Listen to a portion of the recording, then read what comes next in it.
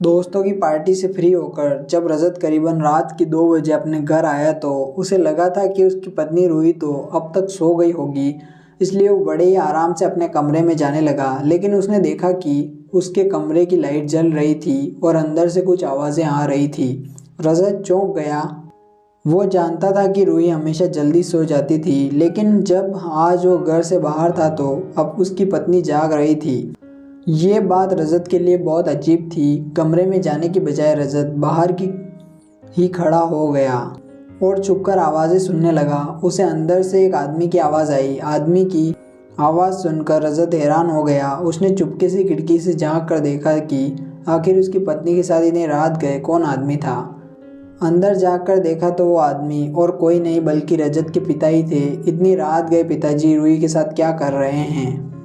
आखिर दोनों में ऐसी क्या खिचड़ी पक रही है कि उन्हें इतनी रात गए इस तरह छुपकर एक दूसरे से बात करनी पड़ रही है। रजत ने सोचा, बहू मैं तुम्हें कभी नहीं छोड़ सकता, चाहे तुम जो भी कर लो, लेकिन मैं तुम्हें नहीं छोड़ूंगा। ये बात जब रजत के कानों में पड़ी तब वो अपने कानों पर यकीन नहीं कर पा रहा था। उसे समझ ही नहीं आ रहा था कि आखिर उसके पिता और उसकी पत्नी में चल क्या रहा था। बात जानने के लिए रजत वहीं चुपकर खड़ा हो गया। आगे जो उसने सुना वो सुनकर तो उसके तोते उड़ गए। उसने कभी सपने में भी नहीं सोचा था कि उसके पिता उसकी पत्नी से अपने दिल की बात कहेंगे, जो बात उन्होंने कभी उससे कभी भी नहीं कही थी। वही बातें जब वो इतना खुलकर इसी तरह रूही के सामने कह रहे थे तो ये नज़ारा देखकर रजत का दिल बैठ गया। रजत के पिता रूही को बार बार एक ही बात कह रहे थे कि बहू मैं तुम्हें कभी नहीं छोड़ सकता। तुम्हारी सांस अगर तुमसे अलग होना चाहती हैं तो वो हो जाए, लेकिन मैं तुम्हारे साथ ही रहूँगा। रजत और उसकी माँ में पहले बहुत प्यार था, लेकिन ना जाने अब किसकी बुरी नज़र लग गई थी कि दोनों हर वक्त एक दूसरे से खींचे खींचे ही रहते थे। अब तो बात यहाँ तक आ गई कि तुमने और रजत ने हमसे अलग होने का फैसला ले लिया है।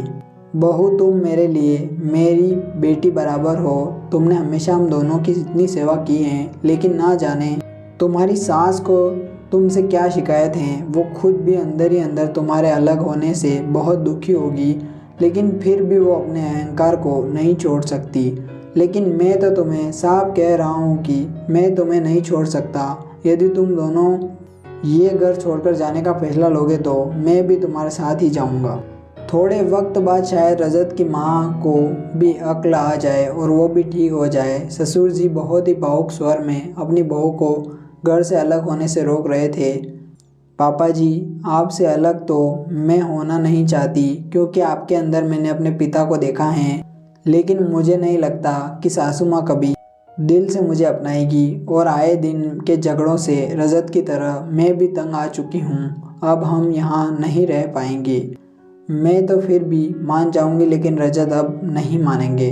रूही ने सर झुकाकर बड़े ही उदास स्वर में अपने ससुर के को जवाब दिया।